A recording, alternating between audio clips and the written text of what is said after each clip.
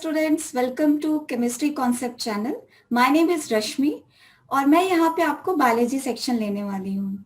अब chemistry concept channel में biology की class. Yes, I would love to thank Pankaj sir to give me this wonderful platform कि मैं आप तक बायो पहुंचा सकूं। राइट, सो स्टार्ट करते हैं। जिन्होंने भी बेटा हमारा बायो लिया है 11th में और उनको लग रहा है कि कैसा होगा, क्या हम अच्छे से कर पाएंगे, सो उनके लिए बेसिकली हम ये जो बायोलॉजी का पार्ट है बेटा हम स्टार्ट करने जा रहे हैं with the basic concept of life, जहां से स्टार्ट होता है, दैट इज सेल। ये चैप्टर आपको बेटा आगे 11th 12th ग्रेजुएशन मास्टर्स आप कुछ भी करने जाएंगे तब आपको यूजफुल है। सो हम बेसिक जहां से लाइफ स्टार्ट हो रही है वहां से स्टार्ट करते हैं। राइट, सो सबसे पहले बायोलॉजी क्या होता है। So we all know the definition, study of life. So bio means life and logy means बेटा study, right? So जब भी हम लाइफ से रिलेटेड चीजें या लाइफ की स्टडी करते हैं तो हम उसे बायोलॉजी कहते हैं। 11th 12th में हमारे पास दो सेक्शन बने हुए, बॉटनी, जूलॉजी। जैसे जैसे हम और बढ़े जाएंगे, बॉटनी मीन्स प्लांट्स की स्टडी, जूलॉजी मीन्स एनिमल्स की स्टडी। जैसे जैसे हम और बड़ी क्लास में जाएंगे वी लोग आपने और भी नाम सुनना स्टार्ट कर देंगे, biochemistry, biophysics, life sciences, biotechnology, genetics, आपके और भी ब्रांचेस आते जाएंगे। Right, so let's start with the basic unit, the fundamental unit of life, that is the chapter cell. हम सबको डेफिनेशन हम सबको पता है that cell is the structural and functional unit of life, but क्या हम इसका असली में मतलब समझ पाए हैं। राइट, से फॉर एग्जाम्पल एक मैं आपसे एक क्वेश्चन पूछती हूँ, चलो अगर amoeba is an unicellular organism, अगर मैंने बहुत सारे अमीबा को एक साथ कलेक्ट कर दिया, इरेगुलर शेप का होता है ना, सपोज दीज आर बहुत सारे अमीबा, दैट इज न्यूक्लियस, इनको मैंने कंबाइन कर दिया, तो क्या ये कंबाइन होकर कॉमन फंक्शन परफॉर्म करने लगेंगे? नहीं ना, नहीं करेंगे। क्यों? आप बोलोगे मैम वो तो यूनिसेलुलर ऑर्गेनिज्म है। मतलब जब बहुत सारे सेल कंबाइन होंगे और एक कॉमन फंक्शन परफॉर्म करने लगेंगे, एक कॉमन स्पेसिफिक फंक्शन परफॉर्म करने लगेंगे, तो हम उसे क्या कहेंगे बेटा? They will known as, yes, tissue. Correct, right. So हम देखना चाहते हैं कि भाई कैसे हमने सेल को स्ट्रक्चरल एंड फंक्शनल यूनिट बोला। Why not mitochondria? हमने सुना ना 9th क्लास में, right. So why not mitochondria, why not nucleus? हमने बाकी सारे ऑर्गेनेली को क्यों basic structure and functional unit क्यों नहीं बोला, क्यों सेल को बोला? राइट, अब अगर टिश्यू कंबाइन होगा और एक कॉमन फंक्शन परफॉर्म करने लगा तो क्या बनाएगा बेटा? ऑर्गन। जैसे अगर आप कभी हॉस्पिटल गए होंगे तो आपने देखा होगा ना वहां पे कि आपको लिखा मिलेगा कार्डियोलॉजिस्ट या न्यूरोलॉजिस्ट।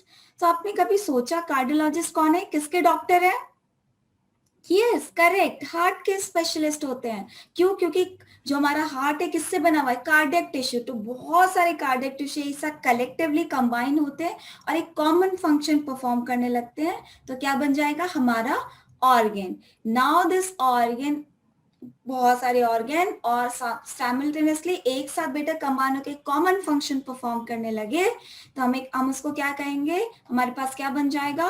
Organ system. जैसे हमारा digestive system, respiratory system, circulatory system, nervous system, और भी बहुत सारे सिस्टम अभी आपके दिमाग में आ रहे होंगे, तो प्लीज कमेंट बॉक्स में मुझे और सिस्टम के नाम जरूर बताइएगा। राइट, देन जब ऑर्गन सिस्टम कंबाइन होगा और वो एक साथ में कॉमन फंक्शन सब एक साथ कंबाइन होकर एक फंक्शन परफॉर्म करने लगेंगे, तब जाके बेटा हमारे पास एक लिविंग ऑर्गेनिज्म बनता है। सो अब अगर हम देखें तो लाइफ की सबसे छोटी यूनिट हम कहां तक पहुंचे? सेल। अब क्वेश्चन हमारा वहीं का वहीं रह गया। ये तो हमें क्लियर हो गया कि स्ट्रक्चरल और फंक्शनल यूनिट है। क्वेश्चन ये रहेगा कि क्यों सेल को बोला? Why not mitochondria, why not nucleus? क्यों नहीं न्यूक्लियस को, क्यों नहीं हमने कहा? सो अब ये जान लेते हैं। अगर सपोज अगर मैंने सेल से माइटोकॉन्ड्रिया को निकाल लिया, राइट, और उसको एक ऐसे एनवायरनमेंट में डाल दिया जिसके पास जो भी हमें उसको बढ़ने के लिए न्यूट्रिशन चाहिए वो सब कुछ उसे मिल रहा है, राइट, ऐसे में डाल दिया, तो क्या माइटोकॉन्ड्रिया सरवाइव कर पाएगा? हम क्या देखते हैं, माइटोकॉन्ड्रिया नहीं सरवाइव कर पाता है, माइटोकॉन्ड्रिया बिल्कुल भी सरवाइव नहीं कर पाता। बट जब मैंने एक सेल को निकाला, राइट, अगर मैंने जब सेल डाला तो मैंने क्या देखा कि उसको बेसिक जो न्यूट्रिएंट चाहिए वो हमने दे दिया, तो उसके बाद वो सरवाइव कर लेता है। इट मीन्स जब आइसोलेट करने के बाद हमारे पास सेल सरवाइव कर पा रहा है, माइटोकॉन्ड्रिया नहीं सरवाइव कर रहा, न्यूक्लियस नहीं सरवाइव कर पाया, या कोई भी ऑर्गेनेल आप ले लीजिए, राइबोसोम, ईआर, अगर मैं आइसोलेट कर लूं सेल से और उसको सरवाइव करने के लिए सारे न्यूट्रिएंट, एनवायरमेंट सब दे दूं, तब भी वो लिविंग फॉर्म में नहीं रह पाता है। इट मीन्स कि कहीं ना कहीं पूरे किसी भी जो एक प्रॉपर स्ट्रक्चर है जिसको लिविंग फॉर्म में हम एग्जिस्ट करवा सकते हैं, वो सबसे छोटा स्ट्रक्चर क्या है बेटा, हमारे पास सेल है। इसीलिए हमने सेल को बोला, माइटोकॉन्ड्रिया को नहीं बोला, न्यूक्लियस को नहीं बोला। क्लियर हो बच्चा? सो कंक्लूड करते हैं, cell is the basic structural and functional unit of all living organism. Clear बच्चा? राइट। देन अब हम आगे बढ़ते हैं। अगर हम हमारे पास सेल से टिश्यू, टिश्यू से ऑर्गन, ऑर्गन से ऑर्गन सिस्टम, ऑर्गन सिस्टम से ऑर्गेनिज्म।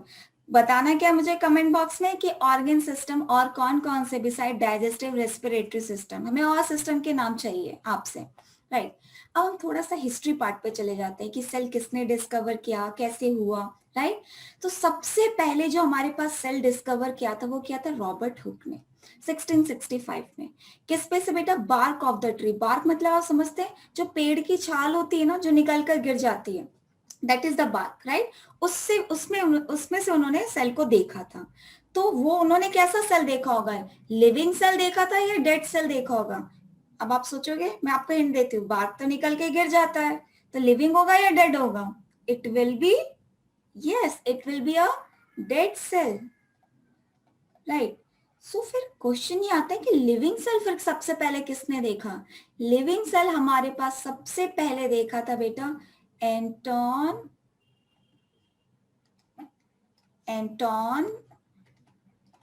वॉन ल्यूवेनहुइक।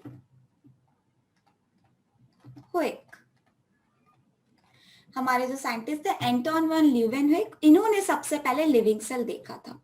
अब जो हमारे पास बेटा रॉबर्ट हुक ने सेल देखा, वो कैसा दिख रहा था बेटा? उनको वो कैसा दिख रहा था? Honey bee com like structure, मधुमक्खी के छत्ते जैसा, लाइक दिस। आप सबने देखा है, नोटिस किया है, राइट।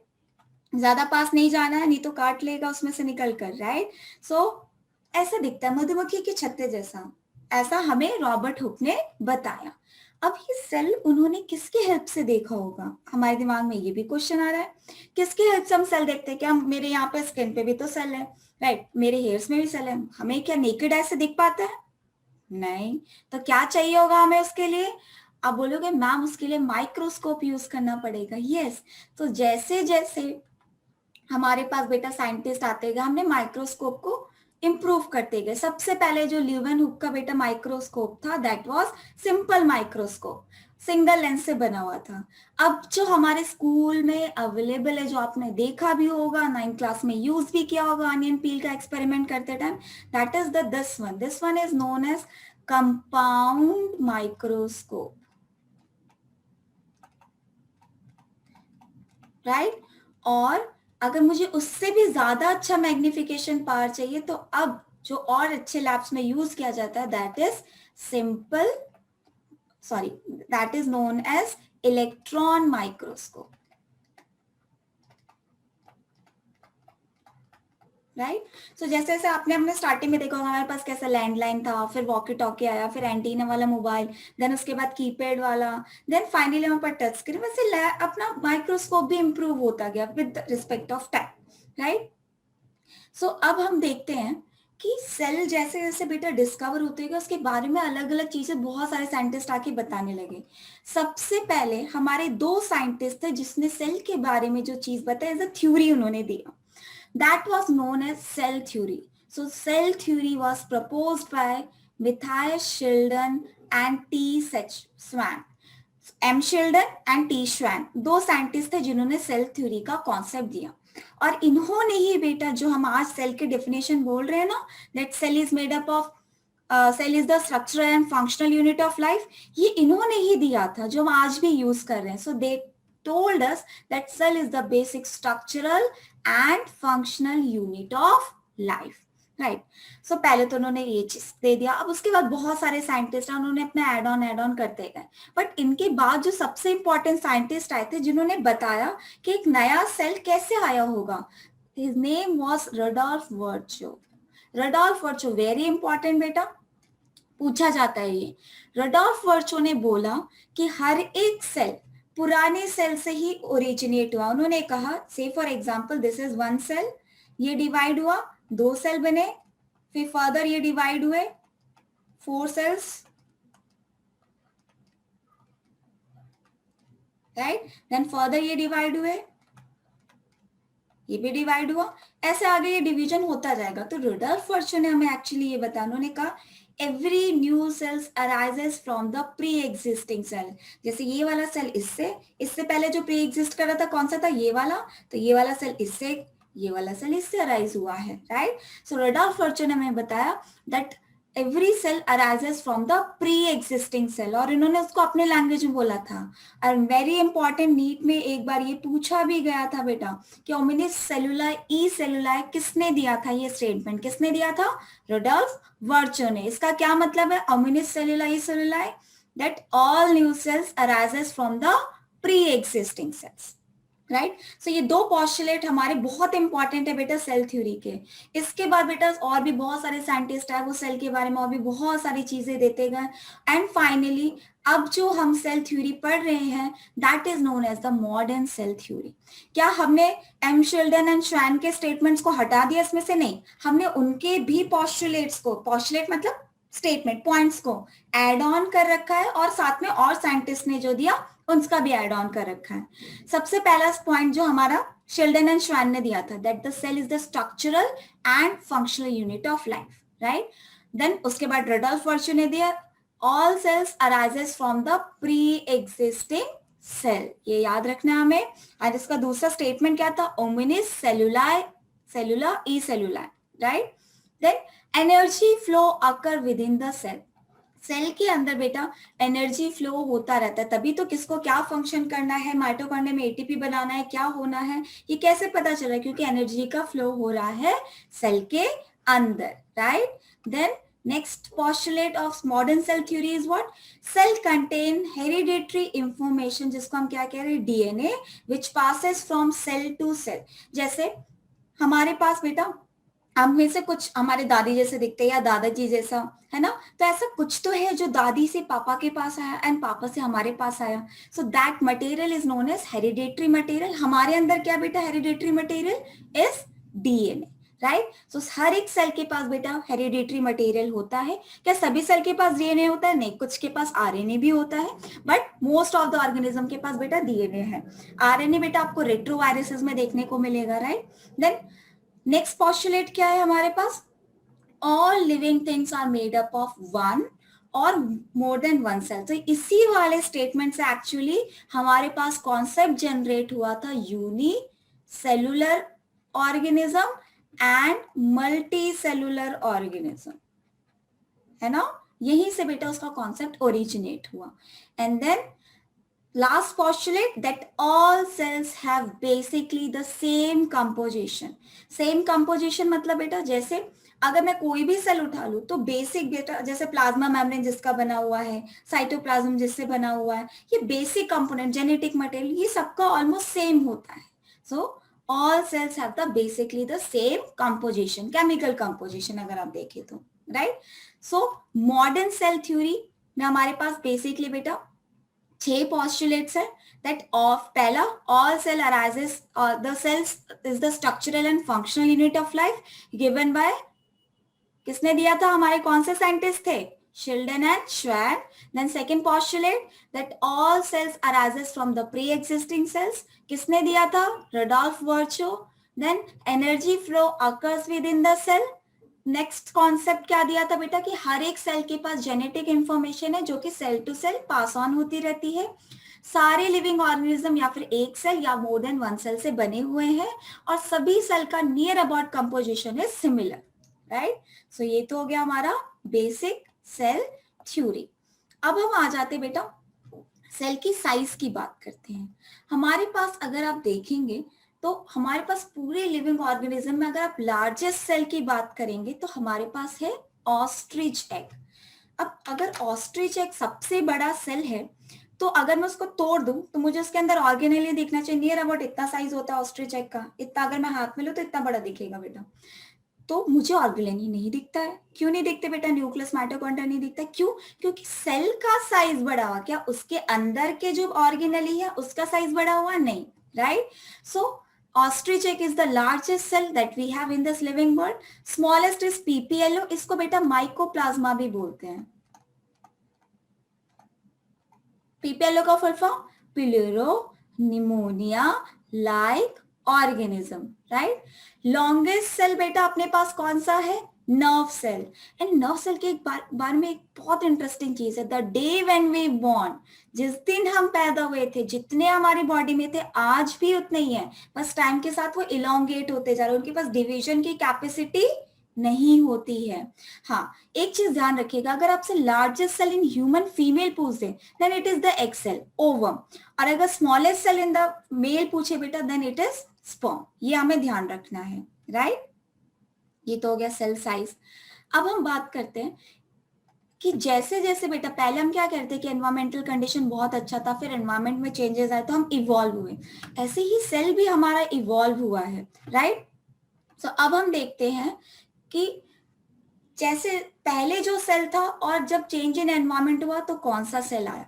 सबसे पहले हमारे पास बेटा जब फेवरेबल कंडीशन थी तो हमारे पास था प्रोकैरियोटिक सेल, और जैसे जैसे चेंज इन एनवायरमेंट हुआ सेल के अंदर भी चेंजेस आए तो हमारे पास आ गया बेटा eukaryotic cell, right. Prokaryotic cell and eukaryotic cell में बेसिक डिफरेंस क्या है बेटा? जब फेवरेबल कंडीशन थी, टेम्परेचर इतना ज्यादा नहीं था, सब कुछ फेवरेबल था, तो सेल के अंदर जो जेनेटिक मटेरियल था ना वो फ्रीली फ्लोट कर रहा था, उसको पैक करके नहीं रखा था किसी एनवलप में, वो ऐसे फ्रीली फ्लोट कर रहा है पूरे साइटोप्लाज्म में। और जैसे ही चेंज इन एनवायरमेंट हुआ हमने क्या देखा कि सबसे पहले सेल ने उसको एक एनवलप के अंदर पैक कर दिया। क्यों? क्योंकि ये जो हमारा जेनेटिक मटेरियल है, जेनेटिक मटेरियल, इसके पास इंफॉर्मेशन है कि नेक्स्ट जनरेशन कैसी होगी, अगर उसको नहीं बचाया तो क्या होगा, नेक्स्ट जनरेशन में क्या हो रहा है हमें पता ही नहीं चलेगा, राइट। क्या इंफॉर्मेशन जाने पता ही नहीं चलेगा, है ना।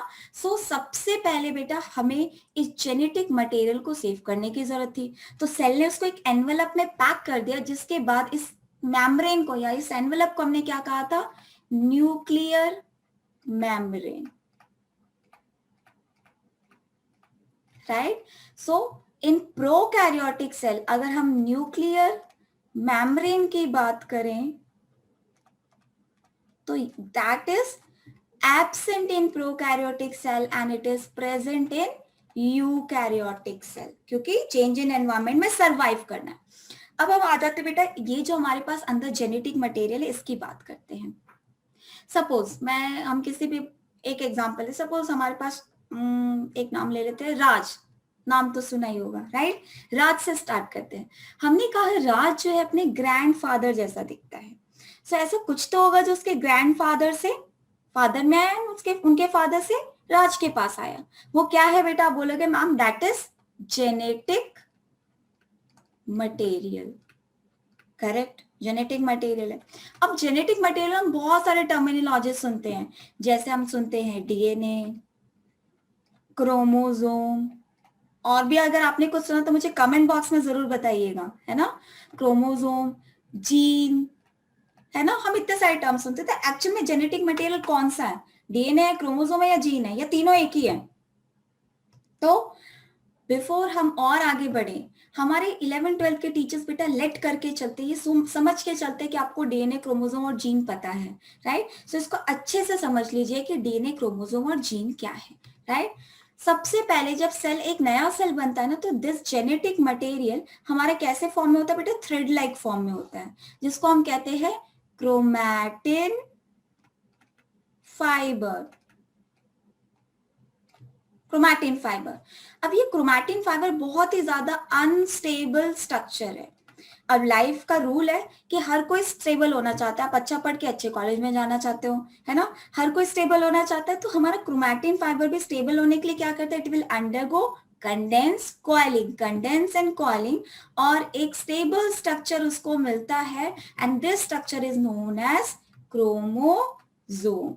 अब आप बोलोगे मैम क्रोमोसोम तो बुक में ऐसा बना हुआ देखने को मिलता है, करेक्ट है। तो आप इस स्ट्रक्चर को देखिए ना ट्रेस करके, ये भी वैसा ही स्ट्रक्चर बन के आएगा। बुक में वो इजी कर देते हैं बट एक्चुअल में it is in the condense and coiled form, ये ध्यान रखिएगा, राइट। अब क्रोमोसोम हमारे पास जो हेरिडिटरी मटेरियल्स का केमिकल कंपोजिशन क्या बेटा, वो डीएनए का बना हुआ है, डीऑक्सीराइबो न्यूक्लिक एसिड, है ना, डीएनए का बना हुआ है। सो अगर मैं इस क्रोमोसोम का इतना सा पार्ट बेटा जूम करूं तो मैं ये कह सकती हूँ ना, दिस इज डीएनए फ्रेगमेंट, कह सकती हूँ ना डीएनए फ्रेगमेंट, मतलब डीएनए फ्रेगमेंट मतलब बेटा पार्ट, छोटा सा part, right, this is DNA fragment. इस डीएनए फ्रेगमेंट पे बेटा बहुत सारे जीन होते हैं, suppose this one is gene 1, gene 2, gene 3, gene 1, gene 2, gene 3, gene 4, ऐसे बहुत सारे जीन है और हर एक जीन के पास इंफॉर्मेशन है कि कौन सा प्रोटीन बनेगा और कितना प्रोटीन बनेगा, the quality of the protein and the quantity of the protein, ये इंफॉर्मेशन उस जीन के पास है। अब ये प्रोटीन क्या करता है, protein will decide our characters, character मतलब जैसे हमारे आईज का कलर, आईज का शेप, नोज का शेप, ईयर्स, हमारे स्किन का टेक्सचर, हेयर का टेक्सचर, जितने भी कैरेक्टर्स आप देख रहे हैं बेटा उन सबके लिए रिस्पॉन्सिबल है the protein which is coded by the gene. Gene is the fragment या segment of the DNA which codes for a particular protein and chromo actually DNA क्या है बेटा, डीएनए फ्रेगमेंट क्या है, पूरा का पूरा क्रोमोसोम एक्चुअली डीएनए से ही बना हुआ है। क्लियर हुआ बच्चा? सो सिंपल, जब अनस्टेबल फॉर्म था क्रोमैटिन फाइबर, स्टेबल हुआ क्रोमोसोम, क्रोमोसोम का छोटे से पार्ट को हमने लिया तो डीएनए फ्रेगमेंट, उसमें बहुत सारे जीन प्रेजेंट है, हर एक जीन के पास इंफॉर्मेशन है कि वो कौन सा प्रोटीन और कितना प्रोटीन बनाएगा और वो प्रोटीन डिसाइड करेगा हमारा कैरेक्टर, हमारी आईज का कलर, आईज का शेप, नोज का शेप, ईयर्स, हमारी स्किन का टेक्सचर, हेयर का texture, every character is decided by the quality and the quantity of the protein which is coded by the gene. Clear हो गया बेटा? Gene, chromosome, DNA, ये सारे terms clear हो गए ना? श्योर? ओके। सो सबसे पहला हमारा जो बेसिक डिफरेंस हमने देखा था वो क्या था कि nuclear membrane is present in the prokaryotic cell and it is absent in the prokaryotic cell and it is present in the eukaryotic cell. Clear बेटा? राइट। अब और भी बहुत सारे डिफरेंस है। अगर हम जेनेटिक मटेरियल की बात करें, मटेरियल की, तो हम क्या देखते हैं कि प्रोकैरियोटिक सेल में सर्कुलर शेप का जेनेटिक मटेरियल रहता है, जबकि यूकैरियोटिक सेल में it is in the linear shape, circular shape, and in eukaryotic cell बेटा it is in the linear shape, जैसा आपको मैंने भी दिखाया था, राइट, लीनियर शेप में रहता है, राइट। और क्या डिफरेंस है? Membrane bounded organelle, membrane bounded organelles, membrane bounded organelles, और जैसे हमारी बॉडी में बहुत सारे ऑर्गन है, सेल के पास ही बहुत सारे पार्ट्स हैं जिनको हमने ऑर्गेनली बोला, right. So membrane bounded organelle are absent in prokaryotic cell. क्यों? क्योंकि भाई एनवायरमेंट बहुत फेवरेबल था, उसको अपने काम को डिवाइड करने की जरूरत नहीं थी। जैसी अनफेवरेबल कंडीशन आया, यूकैरियोटिक सेल को बेटा काम को डिवाइड करना पड़ा। उसने माइटोकॉन्ड्रिया को कहा आप एटीपी बनाओ, राइबोसोम को बोला आप प्रोटीन बनाओ, ईआर को बोला कि आप लिपिड का सिंथेसिस करो, right. So membrane bounded organelle is absent है प्रोकैरियोट्स में एंड यूकैरियोट्स में इट इज प्रेजेंट, राइट। अब हम इसके बाद क्या देखते हैं कि क्या कोई भी ऑर्गेनेली नहीं है प्रोकैरियोटिक सेल में? हाँ है एक ऑर्गेनेली। कौन सा ऑर्गेनेली है बेटा वो? Yes, it is ribosomes. So ribosomes are present in prokaryotic cell and it is again present in eukaryotic cell, दोनों में प्रेजेंट है। अब आप बोलोगे मैम आपने तो कहा था membrane bonded organelle ribosomes, membrane bonded organelles prokaryotes में तो एब्सेंट होते हैं, yes it is absent, but ribosome के ऊपर कोई मेम्ब्रेन नहीं है, एक लेयर नहीं है, वो ऐसे उसका इंटरमोलिकुलर फोर्सेस ऑफ अट्रैक्शन जो है जिससे राइबोसोम बना है वो इतना स्ट्रॉन्ग है कि उसको एक स्ट्रक्चर मिल जाता है लाइक दिस, अ स्मॉल ना बिग, वो ऐसा दिखता है, बट क्या उसके ऊपर से कोई एक मेम्ब्रेन है जिसको पैक करके रखा है? नहीं, राइट। सो राइबोसोम याद रखिएगा बेटा, it is a membraneless organelle, right.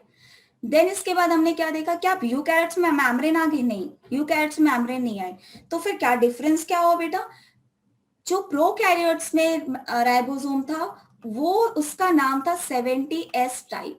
ये 70S क्या होता है इसको डिटेल में जब हम राइबोसोम पढ़ेंगे ना तब मैं आपको बताऊंगी। और जो यूकैरियोट्स में राइबोसोम था वो था 80S टाइप। अभी के लिए जानिए कि राइबोसोम के दो टाइप होते हैं, एक 70S, एक 80S. So in prokaryotes we have 70S type of ribosome and in eukaryotes we have 80S type of ribosome, right? अब अगर हम सेल के साइज की बात करें तो बैग में जितनी ज्यादा बुक्स उतना बड़ा बैग, सिमिलरली सेल के अंदर जितनी ज्यादा ऑर्गेनेली उतना बड़ा सेल. So as compare to eukaryotes, prokaryotes are smaller in size, eukaryotes are larger in size. Clear? So आज की क्लास हम यहीं पे खत्म करते हैं. कुछ भी आपको डाउट्स हो तो आप कमेंट सेक्शन में जरूर पूछिएगा. कोई पॉइंट बेटा जो नहीं समझ आया है, राइट, या फिर कोई और टॉपिक जो आपको अभी समझना है, आप प्लीज कमेंट बॉक्स में बताइएगा. Thank you so much for listening this class. Bye bye, take care.